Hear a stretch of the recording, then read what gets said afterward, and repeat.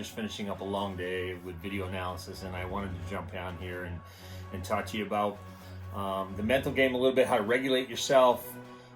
Basically, we talk about this in our training. Regulate yourself one pitch at a time. And let's talk about it. Let's talk about the mental game of hitting, where there's two major components. The first one is strategy. So strategy, what's my approach? What's your coach's approach? What do you have going on? And we're going to dive into all that a little bit. The other one is self-regulation. I think that's the most important one, is when you talk about self-regulation, you talk about controlling your emotions. So basically, what's your mission or plan for the daily training routine? What are you going to get out of training? So I got guys that see me during the week for personal training, and basically you have to set goals for yourself before training starts and say, okay, what do I want to get out of this session? What do I want to document, and what can I get out of this session, as far as what am I going to work on specifically? What am I having trouble with? What did I learn last week that I worked on during the week? You got to have that mission or mindset for your daily training, and you got to plan ahead for that. So strategy, and obviously self-regulation, which is a big deal, which we're going to talk about because that's the emotional side of the game. So let's go with self-regulation, which I love. I talk about this in my sessions all the time with my guys. Is I see a lot of guys when I attend a game, I see a lot of guys getting mad at the umpire for a pitch that's middle away and the umpire calls it a strike. I always tell my guys, listen, if you weren't ready for the pitch and you weren't going to swing at that pitch, then what are you getting so upset about? Who cares what the umpire calls? He can call it a strike, he can call it a ball. In the grand scheme of things, in your mission, it really doesn't matter what he calls. Because if you didn't swing, if you didn't drive the ball and put it in play, what do you care? So that's part of self-regulation. We got to get off the emotional. We can't put emotion in every single pitch, right? Mentally, we got to get on to the next pitch, and we can touch on that in a little bit. But you must regulate yourself before you can control your performance. So let me say that again. You must regulate yourself, meaning emotionally, before you can control your performance. Because again, giving that same analogy that, the guy threw a fastball outside, it might have been way outside, and the umpire called it a strike, and it really got you out of your game. It got you out of your mental game. It's going to affect your performance on the next swing if you don't let it go. And that's really that fast. We got to let go of some of this feelings to get on to the next pitch, right?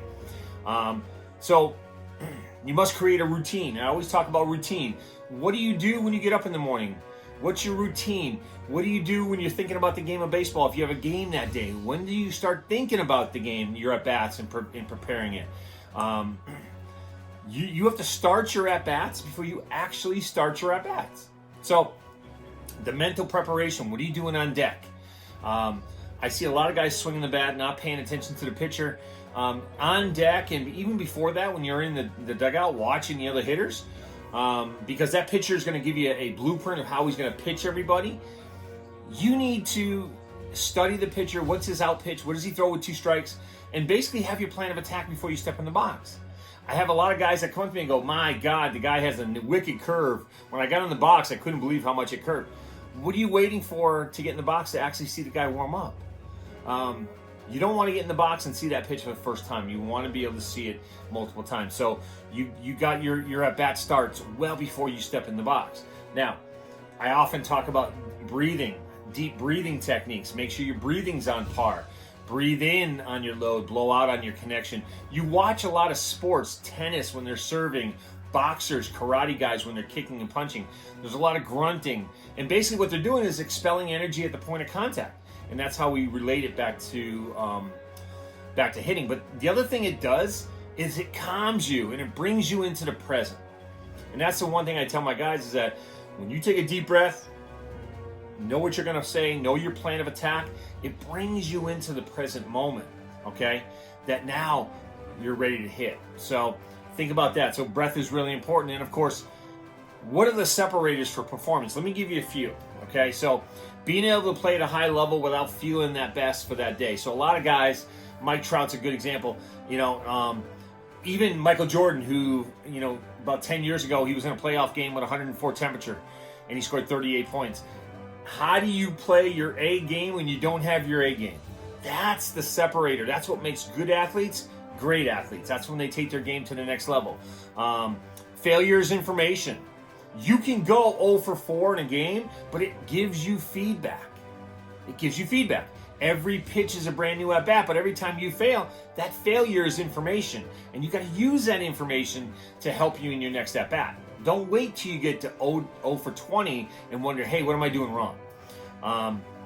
Outcome is the final score. Did I win or lose? We don't want to put too much emphasis on an outcome, right?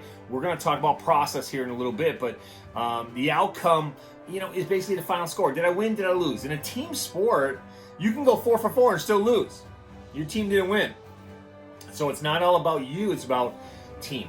And it's about being able to, worry about the outcome, but worry about the process, which we will talk about in a little bit. Obviously, results are information to get better. That's how I look at it. So let's say you grounded out the shortstop. There's information in that at bat. What pitch did I hit? Was I off balance? Did I not receive the ball? Did I go get it? There's information that'll make my next at bat on that pitch much better. Okay. Focus on the process. Okay. I got a whole list here that I want to run down, but focus on the process, not the results. So again, if I grounded out to the shortstop on something off speed where I reached, I didn't follow my process of staying back on the ball, getting my foot down on time, creating a good corner, and then looking for that adjustability in my swing. So again, that's information. I gotta use that information to get better on the next time. And then of course, I talk about keeping a journal for self-regulation, keeping your emotions in check. Write it down. What did I do for this at bat? What pitch did I hit? It's funny. I went to a game and a kid I'm tracking, swung at 3 first pitch pitches. They're all different pitches. One was a fastball up, one was a fastball away, one was a curveball low. He swung at them all. He swung at 3 consecutive pitches, grounded out and popped up twice. And I asked him why. And he doesn't really know. I said, write it down next time. I want you to write down your at-bats. What was the situation? If there are guys on base, what was your mission? It's nice to look back and self-reflect. That helps you understand the mental side of this game. And then, of course, next pitch mentality. We talk about this in our sessions all the time. You're going to win some pitches. You're going to lose some pitches. But the quicker you can get to the next pitch, you're one step closer to success. Okay? So think about that next pitch mentality when next time you're up. You're going to win some, you're going to lose some. That's the beauty of this game. But if your mission is on par, you know what you're doing, you know how to make your self-corrections in the game, okay? You know how to self-regulate, you know how to breathe and relax. You're one pitch away from success. Okay, guys? Have a great week coming up, and we'll talk to you soon.